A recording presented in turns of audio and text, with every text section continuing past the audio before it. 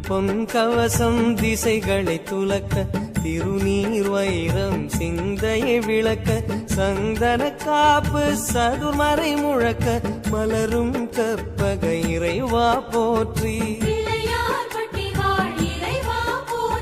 கலியுகம் காக்கும் கணபதிநாதா வலம்புரிநாதா அபயம் அபயம் அபயம் அருளும் இறைவா போற்றி.